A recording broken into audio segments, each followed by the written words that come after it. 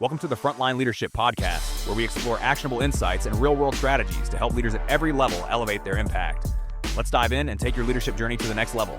This podcast is pre-recorded and generated for auditory learners, similar to text-to-speech software. The content is intended to provide valuable insights and is not live or interactive. The views and opinions expressed are those of the author and do not necessarily reflect the official position of any organization or entity. Imagine you are holding this incredibly flawless, highly detailed map. Right. The contour lines are perfect, the scale is exact, the legend is just crystal clear. But there is one massive problem. You are standing in the entirely wrong forest. Exactly. And look, if you have ever felt completely lost trying to, manage a team through a chaotic Q4. Oh, yeah. Or if you found yourself just staring at a project plan that suddenly bears zero resemblance to reality, then today's deep dive is absolutely for you. Because we are looking at something really unique today. We are taking a literal, gritty military skill from the 1990s, navigating by compass and map, and translating it into essentially a masterclass on surviving modern workplace chaos. Yeah, and the source we are using for this is a brilliant piece of translation by Skierski. Right, from September 1st, 2025. Exactly. It's an article titled Navigating Leadership, Lessons from a Compass and a Map. And Skierski brings this really fascinating dual perspective to the table. Oh, he's not just a military guy, right? No, not at all. He holds a doctorate in business administration, and he works as a project management consultant. So he is deeply, deeply embedded in the modern, sanitized corporate world of, deliverables and agile frameworks. The buzzword world. Right, the buzzword world. But long before he was analyzing corporate culture, back in the early 90s, he was a Marine Corps infantry squad leader. Which is just a wild contrast. And that background actually sets up the origin story of this entire framework perfectly. It really does. Because Skierski describes this moment where he is he's consulting on a new leadership course, right? And someone just casually mentions that they might add land navigation to the training curriculum for these corporate students. And his reaction is just... He smirks. He actually laughs out loud at the idea. What's fascinating here is why he laughs. Yeah. Because it tells you everything you need to know about what land navigation actually entails out in the physical world. Right. He's remembering the sheer, endless physical misery of doing it for real. Oh, absolutely. Trudging through thick, dark forests, holding a literal compass, fighting through brush. In the freezing rain, usually. Yeah. So when he hears that a group of modern business students are going to learn land navigation, he laughs because he knows the absolute truth, which is that these students will likely never, ever literally need to use a compass in the woods. Not even once in their entire career. Exactly. But he immediately pivots from that smirk to this really profound realization, and this becomes the core thesis of his whole argument. Right. He realizes that land navigation isn't actually about maps and compasses at all. It is fundamentally about leadership. I love that, because the compass is just a piece of metal and plastic. Exactly. The real exercise is the psychology of it. It's the psychology of leading a group of people from point A to point B through extreme uncertainty. Yeah, the physical environment might change from a muddy ravine to a climate-controlled boardroom. Right. But the human element, that remains exactly the same. And to make that connection, Skierski actually dusts off his old military manual. Oh, right, the Marine Corps Institute manual. Yeah, MCI 03.81. Right. It's literally titled Infantry Squad Leader. Land Navigation. Such a dry title. Very.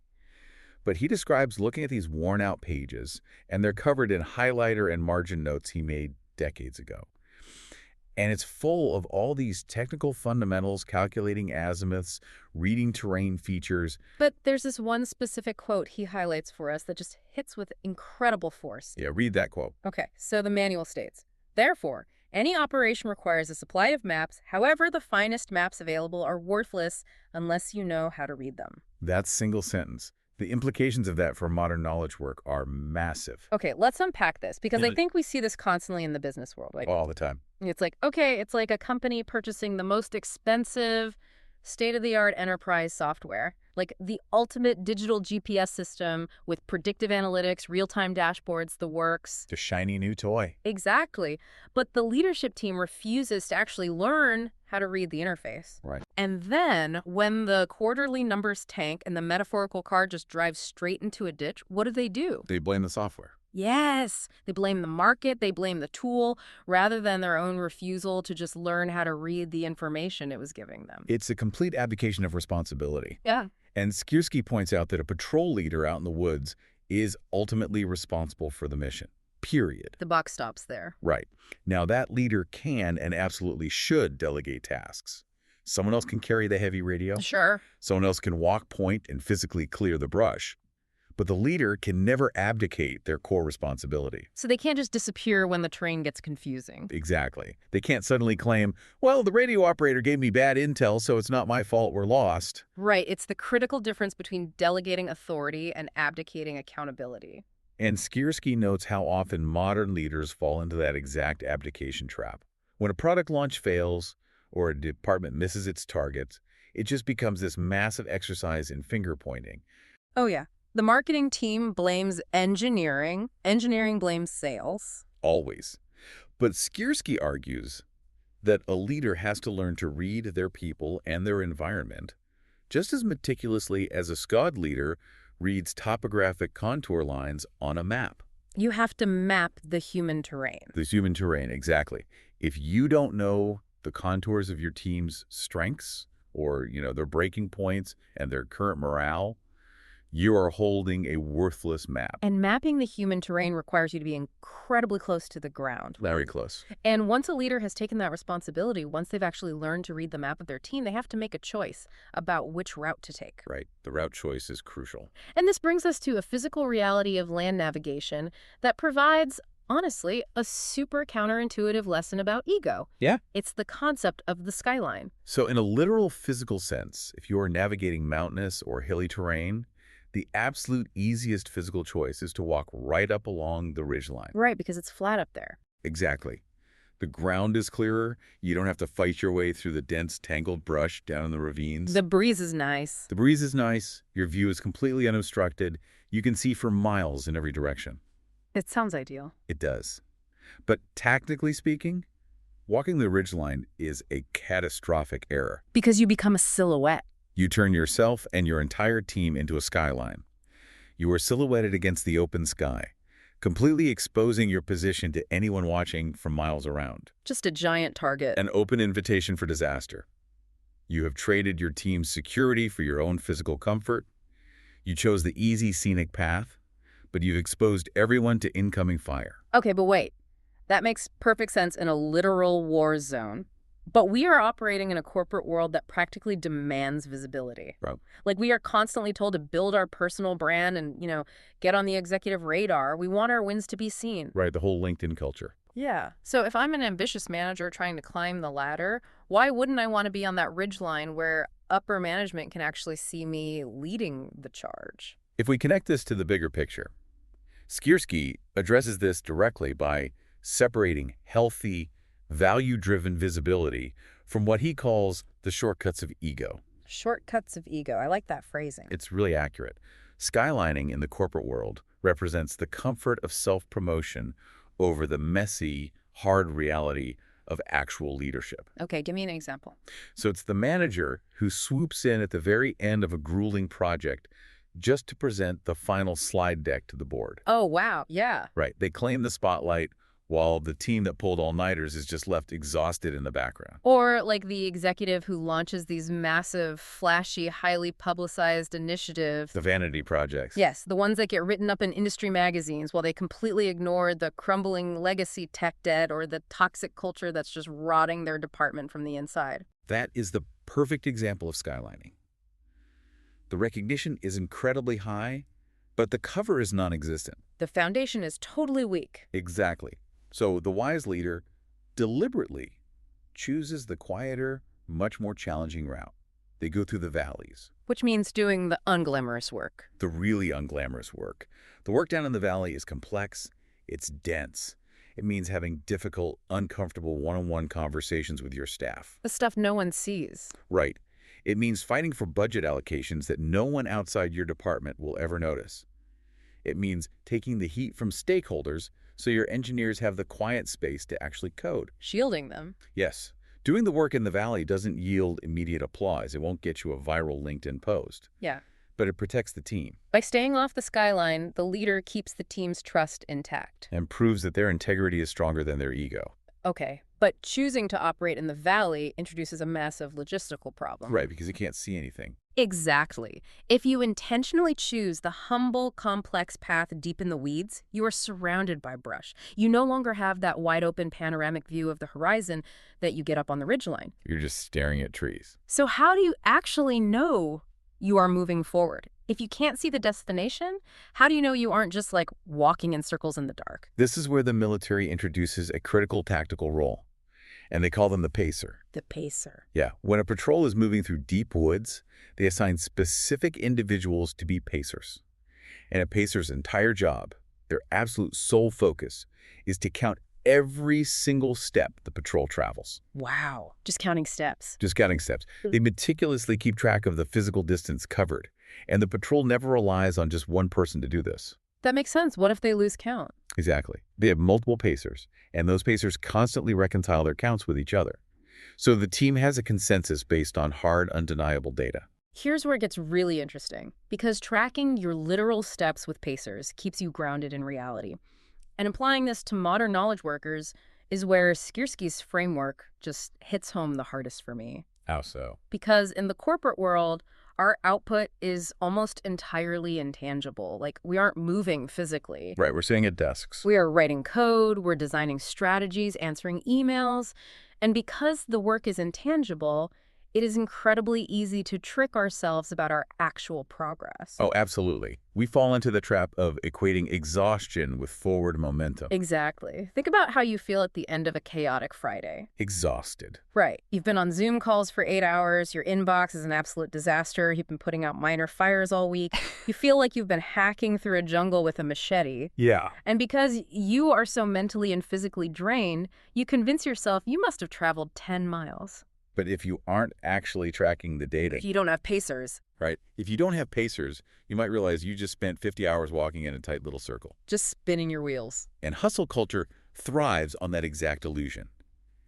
Skierski warns that without objective pacers, a leader is entirely at the mercy of their own feelings. Which are notoriously unreliable. Completely. Yeah. So he translates those military pacers directly into leadership metrics, milestones, and honest self-assessments.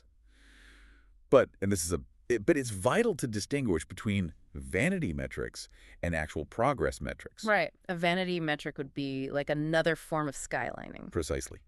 Measuring the number of hours you sat at your desk or the volume of emails you sent, that is a vanity metric. It measures activity, not outcome. So what's a real pacer then? A true pacer measures actual ground covered. Right. Like how many critical bottlenecks did we resolve this week? Okay. Did the software actually ship without critical bugs? Did our customer retention rates stabilize? And facing those real metrics takes courage. Because you start making decisions based on where you actually are rather than, the fantasy of where you think you are. Yes. Skierski explicitly states that a true leader doesn't just tolerate accountability, they invite it. They want the hard numbers. They want to see the pacers count, even if the count reveals they have barely moved an inch in 3 days. Because only then can they adjust their course. It is an egoless process of constant calibration. You look at the milestones and say, the data shows we are off course. The strategy isn't working. We need to pivot. And if you don't invite those hard numbers, you're basically choosing the comfort of ignorance over the friction of reality. Exactly. Okay, so tracking your steps keeps you grounded. Oh. But tactical awareness down in the mud is completely useless if your overarching strategy is fundamentally flawed. Right. We need to zoom out from the woods and look at the actual board we are playing on. Skierski makes this transition beautifully through the visual branding of his platform. Yeah, frontline leadership. Yeah, right. In the source material, the imagery he uses for this isn't a picture of a muddy boot or a compass in the rain. Which you'd expect. You would. But instead, it's this dark, dramatic image of chess pieces on a board with the phrase, navigating the board. That shift in imagery is so deliberate. It bridges the gap between the tactical reality of a squad leader and the grand strategy of an executive. Exactly. Because the physical terrain has completely changed. Right. You are no longer navigating pine trees and ravines. No. You are navigating a complex corporate chessboard involving, organizational charts, volatile market shifts, competitor moves. But Skierski's argument is that the fundamental game of navigation remains absolutely identical. Right. The board is different, but the rules of movement are the same. Exactly. Whether you are on a literal front line or a corporate one, You still have to take absolute responsibility for reading the map of your market. Mm-hmm. You still have to avoid the ego traps of the skyline by protecting your team from corporate politics.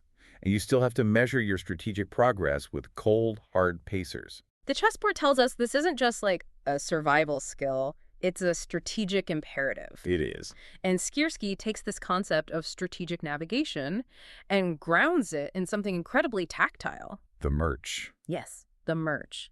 The source mentions the Frontline Leadership Store, which offers physical merchandise, so shirts, hats, and patches bearing these navigational concepts. Right. Now, normally when an author or a consultant points you to a merch store, it feels like a really transparent play to just monetize a brand. Usually, yeah. Buy my t-shirt. Exactly. But Skierski frames this physical gear as a psychological tool. He calls it a literal compass for a leader. And he is leveraging a very real psychological phenomenon here. He's tapping into the power of tactile feedback and physical anchors. Okay, explain that. So in psychology, there's a concept known as enclothed cognition. Enclothed cognition. Yes, it's the idea that the clothes or physical items you wear fundamentally influence your psychological processes. Really? Just from wearing something? Yeah. The classic example is a study showing that people perform tasks requiring intense focus significantly better when they are wearing a doctor's white lab coat, Oh, wow. simply because their brain associates the coat with careful, rigorous attention. Okay, so when Skierski says this gear acts as a compass, he means it serves as a cognitive trigger. Yes, because in our modern work environment, everything is digital, everything is ephemeral. Right, it's all in the screen. Our deliverables are stored in the cloud. Our conversations happen in Slack channels that just disappear. We lack physical boundaries. Yeah, that's so true. So Skierski argues that putting on a specific patch or wearing a hat with a navigational reminder physically anchors the brain. It is a tactile reminder that leadership is about direction, not a job title. It pulls you out of that reactive firefighting mode. Exactly. Like when you are drowning in back-to-back meetings and you just catch a glimpse of that physical anchor, Right. it forces a cognitive reset. It makes you pause. It makes you ask the fundamental questions. Have I looked at my map today? Am I skylining right now just to protect my ego? What do my pacers say about our actual progress? It's a wearable system to keep you oriented when the chaos of the workday tries to spin you around. It ritualizes the mindset of a navigator. Because, let's be honest, when the pressure is on, we always default to our lowest level of training. Every single time. So having a physical token ensures that your default state remains anchored to these core principles. Right. While we have covered incredible ground today, we've moved from the freezing, muddy forests of a 1990s Marine Corps patrol to the high-stakes, complex corporate chessboards of modern business. It's a journey. It really is. We've learned that reading the map is about taking unvarnished responsibility for your team's terrain. We've explored why ambitious leaders must resist the urge to skyline for the sake of their own ego. Choosing the valley instead. Choosing the quiet, protective work in the valley, exactly. We've seen how crucial it is to use pacers to measure outcome rather than exhausting ourselves with mere activity. And we've uncovered the psychological power of carrying a physical compass to anchor our mindset. But all of it synthesizes down to Skierski's ultimate takeaway. It's a single sentence that gets right to the bone of the matter. Yeah, let's hear it. Because without direction, leadership is just wandering. It strips away all the corporate jargon, all the fluff, and leaves us with the stark, unavoidable truth of the job. So what does this all mean for you? If you are managing a massive division through a merger, or prepping for a high-stakes client presentation, or, even just trying to navigate the completely uncertain trajectory of your own individual career, you cannot afford to wander. No, you can't. You have to take the compass back into your own hands. Prepare before you step off, choose the hard route with integrity, and measure your progress against cold reality. And yet, as we synthesize Skierski's incredibly tight framework, this raises an important, deeply uncomfortable question. Okay. We've established that pacers represent our metrics and skylines represent our ego traps. But what happens when the literal landscape shifts violently beneath us? Like a massive disruption. Exactly. Imagine a modern leader who has done absolutely everything right. They have perfectly mastered reading their map. They are tracking their pacers with ruthless honesty. They are completely avoiding the skyline. They're doing it all. But massive industry disruptions, say, an overnight technological shift like generative AI or a sudden global economic collapse means that the map they are holding is suddenly obsolete. Oh, wow. They're standing there holding a flawless, beautifully detailed map of the wrong forest entirely. That is terrifying. It is. The question for you to ponder this week is, how quickly can you, as a leader, swallow your pride and admit that you're completely lost before you confidently and efficiently lead your team right off a cliff? That is a chilling thought. Because the map is only as good as the terrain it represents. And when the terrain changes, true leadership means having an ego small enough to just throw the old map in the fire. Well, thank you so much for joining us on this deep dive. We hope you take these tactical lessons, pick up your compass, and use them to chart a deliberate course through whatever woods you find yourself in.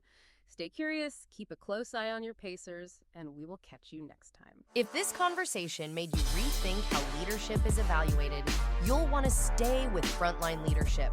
Follow, subscribe, and join us as we break down what decision makers are really listening for when the stakes are high.